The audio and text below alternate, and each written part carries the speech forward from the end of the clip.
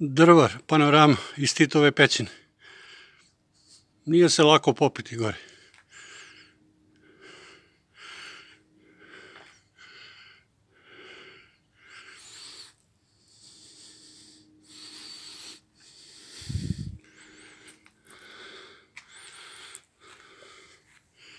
Vode nema.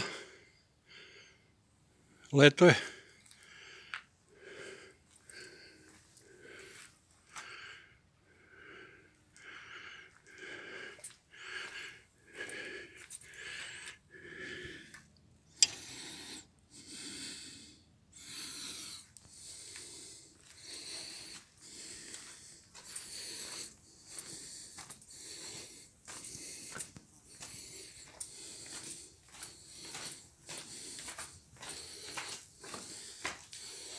Pa to je veće nego što izgleda.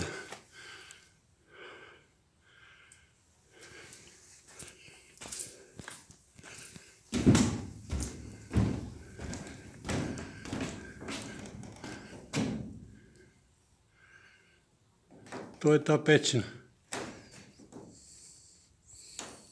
S tim što sad ne teče neka reka, ponornica.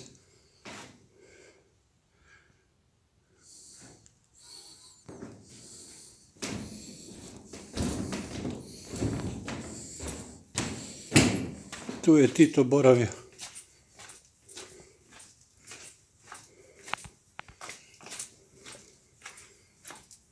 Kad su Nemci htjeli da ga uhapse.